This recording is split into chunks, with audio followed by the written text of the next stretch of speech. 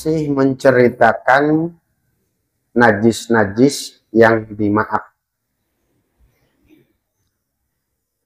Jadi ayat najis yang jadi suci,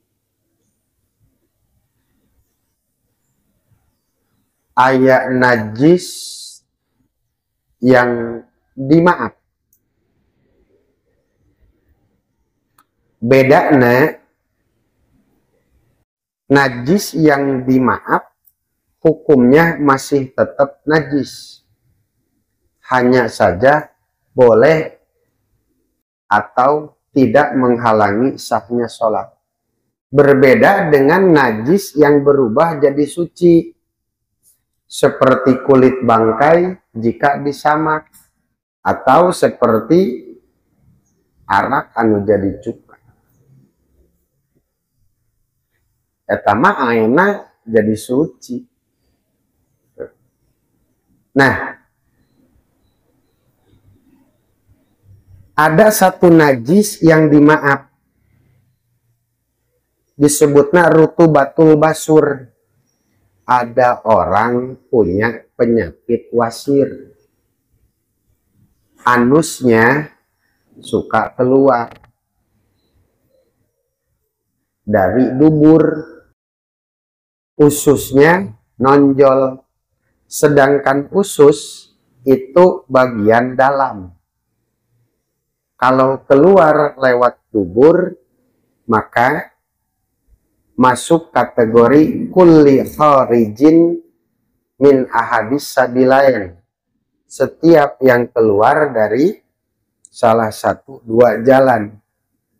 Dari dubur hukumnya najis, baik bentuknya cair atau padat.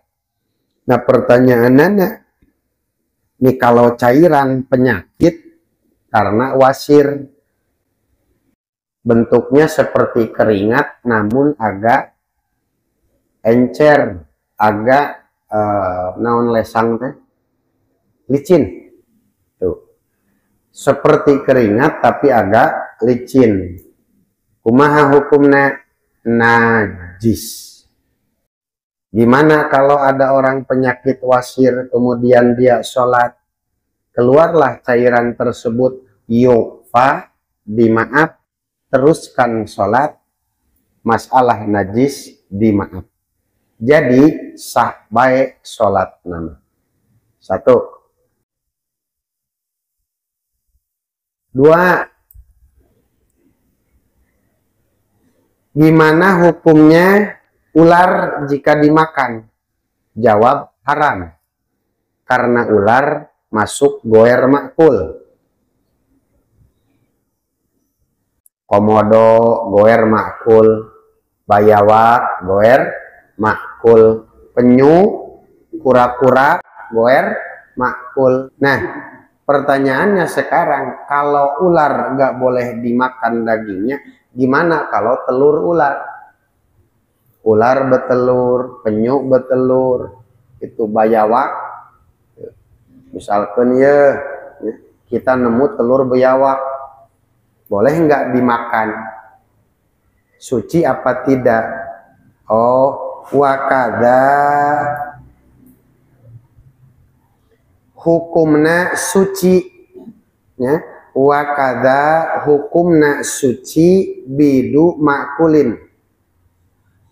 Telur bidu goeri makulin, telur hewan goer makul. Maka itu hukumnya suci, bukan najis. Satu, boleh dimakan. Dua, boleh diperjualbelikan. Kalau jual beli ular untuk dikonsumsi haram. Kalau jual beli biawak kita tahu itu tuh buat dikonsumsi, maka hukumnya haram. Tuh. Tapi kalau bukan dikonsumsi nggak masalah. Tuh. Hukum jual ular untuk konsumsi haram, tapi jual telur ular itu boleh. Kenapa? Karena ular dikonsumsi itu haram, tapi telurnya mah boleh. Itu. Wayahillu akluhu alal asah. Cuman dulu sempat terjadi perbedaan pendapat. Ya. Menurut ulama pertama, telur itu suci, tapi tetap nggak boleh dimakan. Karena tidak semua yang suci itu berarti boleh dimakan. Meja, sajadah suci, boleh dimakan? Kan enggak. Tapi setiap yang boleh dimakan itu haruslah suci. Nah, telur kuya, telur biawak itu suci, tapi enggak boleh dimakan. Ini ulama pertama. Tapi ulama kedua mengatakan boleh dimakan. Mana di antara dua pendapat iya? Pendapat pertama soheh, pendapat kedua oge soheh. Setelah ditarjeh, maka pendapat kedua anu lebih unggul. Makana wayahillu akluhu alal asoh. Tuh. Menurut pendapat paling soheh bahwa itu boleh dimakan. Tuh. Jadi jika ada yang mengharamkan jangan kaget. Telur ular haram dimakan, jangan kaget. Kenapa? Memang ada yang mengatakan seperti itu. Dan derajatnya soheh. Gitu. Derajatnya soheh. Berikutnya. Wa sya'ru makulin idza ubina fi hayatihi. Wa rawaisuhu idza ubina fi hayatihi. Hewan kita bagi dua dulu. Ya. Ada makul, ada goer makul, boleh dikonsumsi dan haram dikonsumsi. Nah, goer makul jika mati, entah itu disembelih dengan benar atau tidak disembelih, maka itu jadi bangkai. Gak boleh dimakan dan dagingnya najis. Saya ulangi. Goer makul seperti ular, goer makul seperti kucing. Jika dia mati, maka itu hukumnya najis dan tidak boleh dimakan, walaupun disembelih dengan sembelihan syarak di depan masjid. Tetap goer makul hukumnya najis. Tuh. Kalau hewan makul tafsil. Jika disembelih dengan benar, maka hukumnya halal dan suci. Seperti ayam. Kalau disembelih dengan benar, maka daging ayamnya jadi suci dan boleh dimakan. Tapi jika tidak disembelih dengan benar atau mati sendiri, maka daging ayam jadi najis, haram dikonsumsi. Kenapa? Masuk kategori bangkai. Pertanyaannya gini.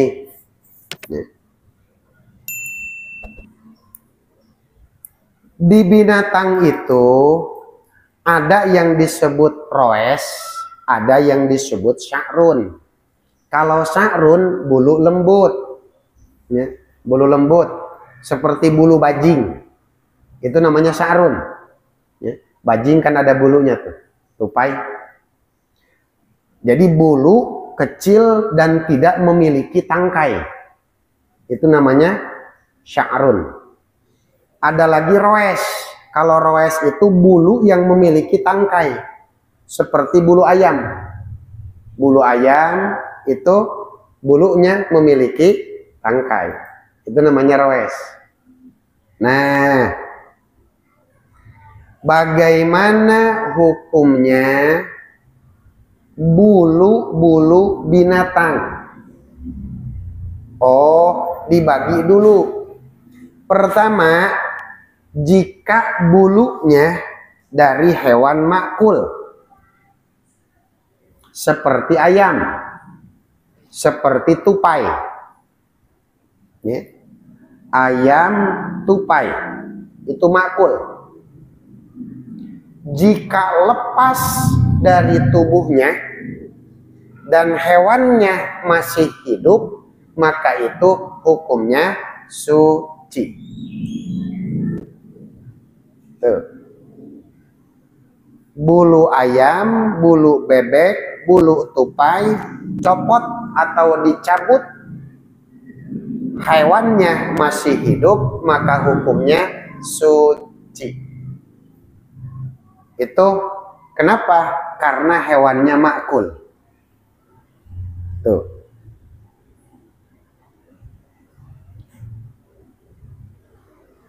Dua, kalau ayamnya sudah mati,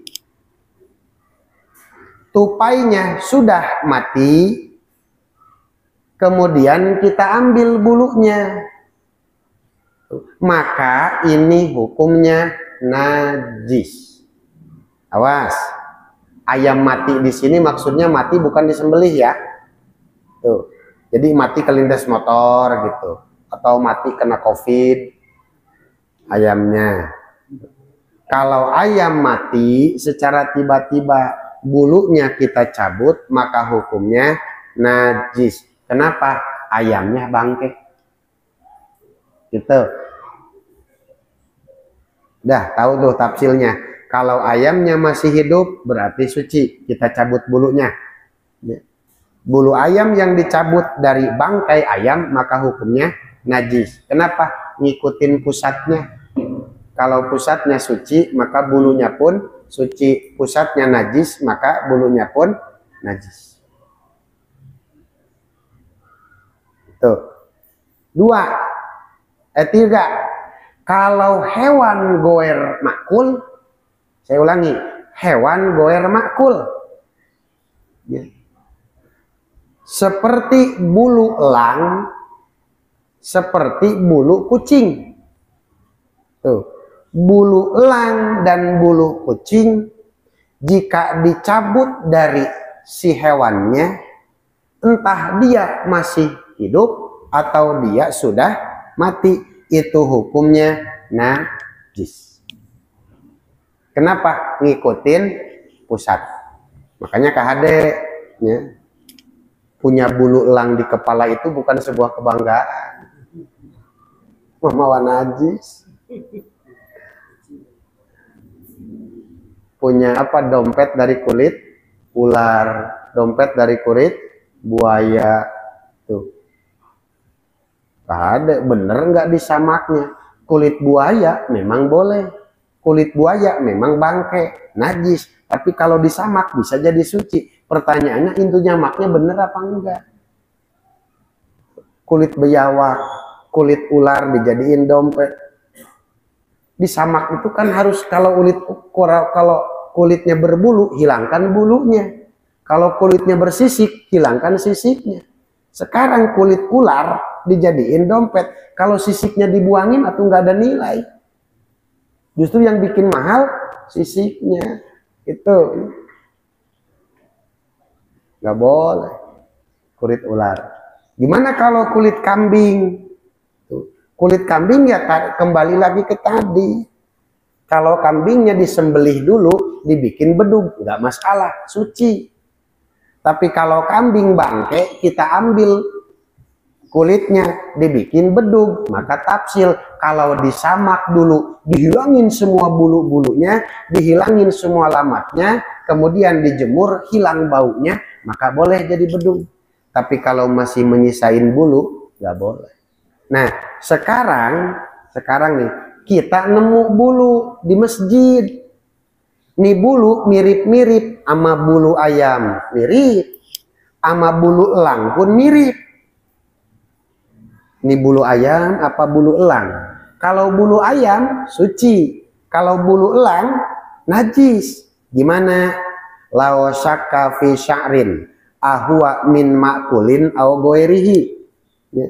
Jika kita ragu pada satu bulu yang lepas, apa entah ini dari bulu yang suci makul seperti ayam atau bulu elang, maka ia bahwa tohirun, hukumi suci baik. Gitu. Bahwa tohirun, hukuman suci baik. Au halin pasola min hayin au mayitin. Kita nemu bulu, yakin bulunya bulu ayam. Yakin bulunya bulu ayam? Yakin bulunya mah bulu ayam, tapi yang ragu ini lepas dari ayam yang udah mati apa lepas dari ayam yang habis disembelih. Kenapa? Bangkai ayam ada, yang disembelih pun ada. Kita nggak bisa beda ini dari bangkai ayam apa dari ayam yang disembelih. Gimana? Fahuwa tohirun, hukuman suci baik. Itu kenapa? Li'annahul akhab, karena menghukumi, menetapkan benda tersebut suci itu lebih enteng daripada di hukuman najis. Kumahaina manggih tulang. Kita nemuin tulang nih, ini tulang mirip-mirip. Tulang kucing bisa, tulang ayam pun bisa. Mirip banget. Gimana? Anggap tulang ayam hukuman suci. Kenapa? Li'annahul akhab, itulah yang paling enteng. Gitu. Seperti halnya dijelaskan ku Imam Al-Qamuli. Berikutnya, ada ayam mati, nggak sempat disembelih. Kemudian begitu di dalam ayam, eta ternyata banyak telur. Pertanyaannya, telur ayam yang di dalam perutnya, ia suci apa najis? Gitu. Jawab, wabidul mayyitati intasolaba tohirun wa illa panajasun. Tergantung telurnya. Kalau sudah keras itu suci, tinggal dicuci dan dimakan. Tapi kalau telurnya masih lembek, kita pegang lembek banget, maka itu hukumnya najis. Gitu.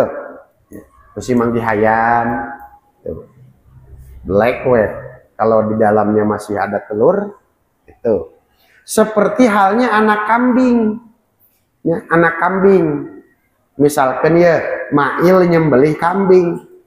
Dikira majir, taunya hamil. Brengsek nih tukang dagang kambing. Tuh. Pas disembelih, terus disesel. Lah, ternyata di dalam ada anak kambing. Ada dua misalkan. Tuh, yang satu mati, sudah mati. Yang satu masih hidup. Gimana itu? Yang mati hukumnya suci. Kenapa? Ngikutin emaknya.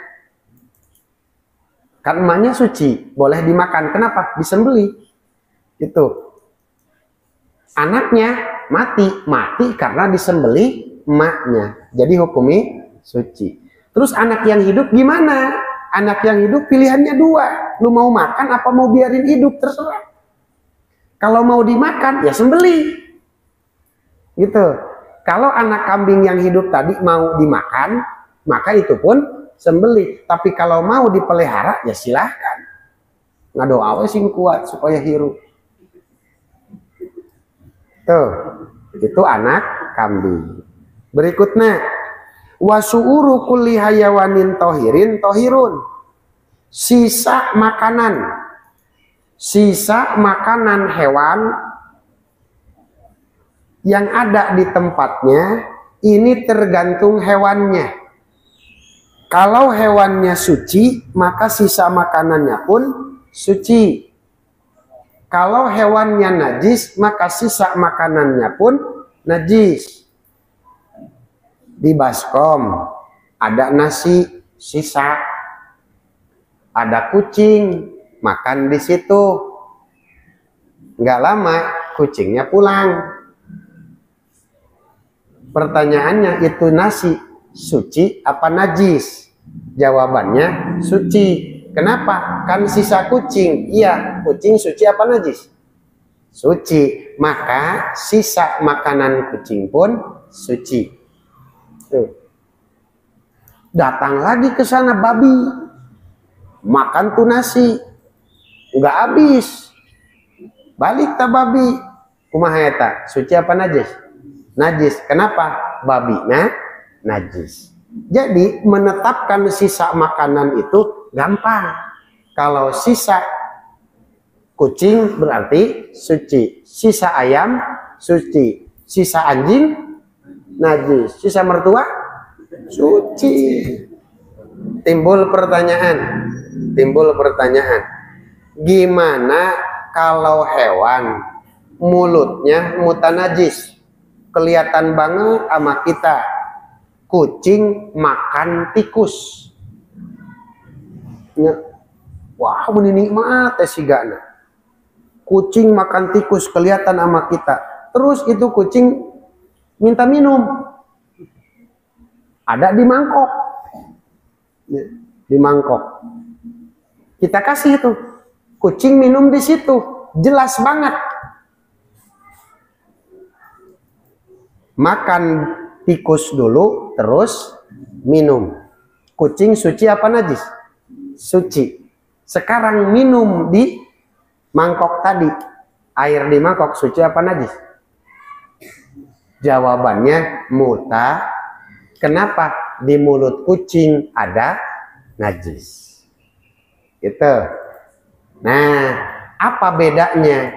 Kok yang tadi kucing makan nasi sisanya suci, sekarang kucing minum di kobokan malah buta najis? Jawabannya bukan karena kucingnya, tapi karena najis yang ada di mulut kucing. Pertanyaannya, gimana kalau kucing makai bangkai tikus? Makan tikus, kita lihat tuh. Terus itu kucing pergi dulu bentar. Kira-kira 10 atau 15 menit. Gitu. Nggak lama itu kucing balik lagi. Tadi berangkat mulutnya banyak darah. Begitu balik lagi mulutnya udah nggak ada darah. Terus itu kucing minum di kobokan tadi.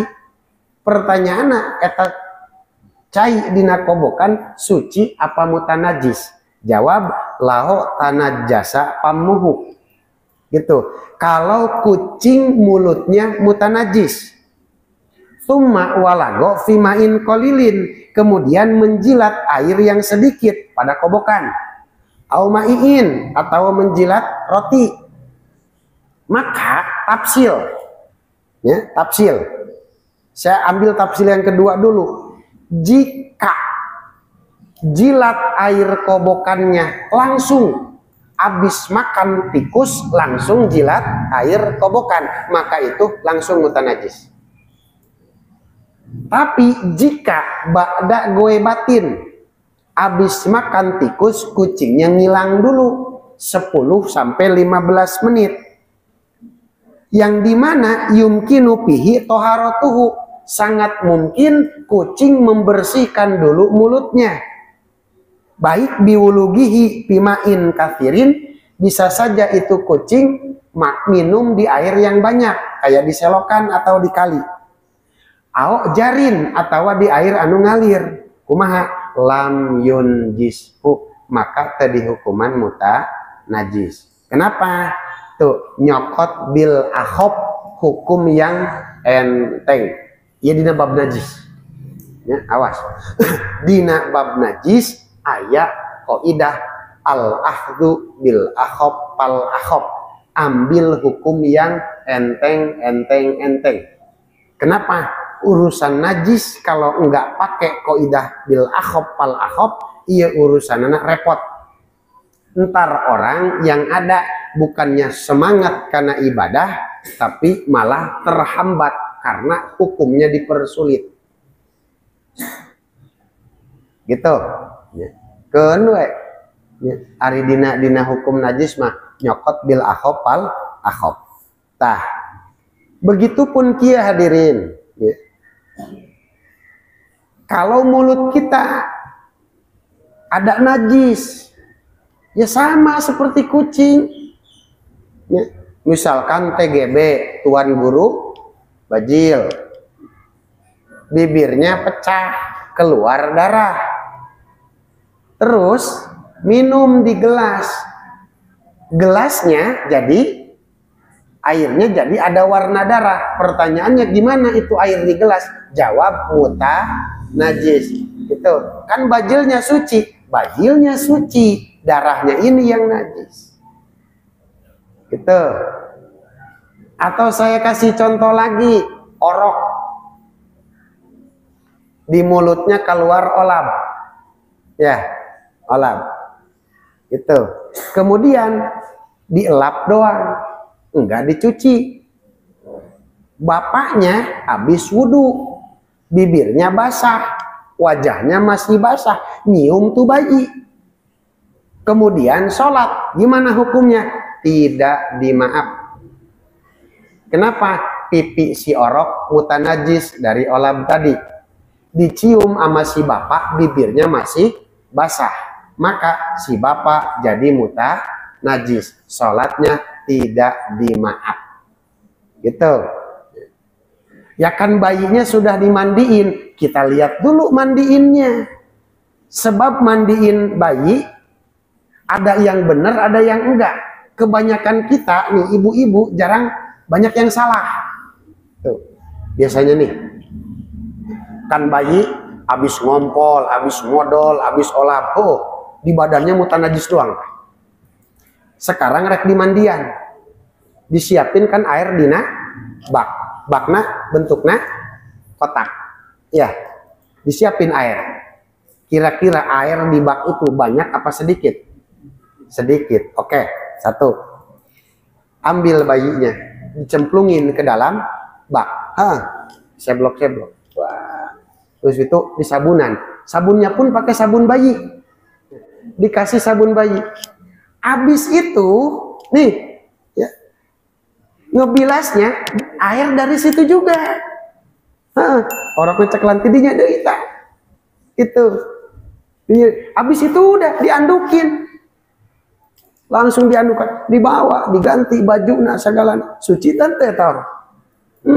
Kenapa? Disucikannya, dimandikannya pakai air mutanajis. Jadi idealnya setelah itu si bayi dibersihin, sabunnya udah hilang, kita bayi dibilas. Ambil air segayung, pegang bayinya, banjur. Itu banjur, udah. Tuh. Atau bawa ke setiman, semprot. Tuh. Ini di kita yang banyak yang keliru itu. Padahal satu lagi tahapannya. Bayi kalau sudah dimandikan di air bak, harap dibilas dulu. Ambil segayung 2 gayung. Itu penting walatra kena semua tubuh bayi. Habis itu mah baru insya Allah udah suci itu. Itu ya KHD nu boga orok kan.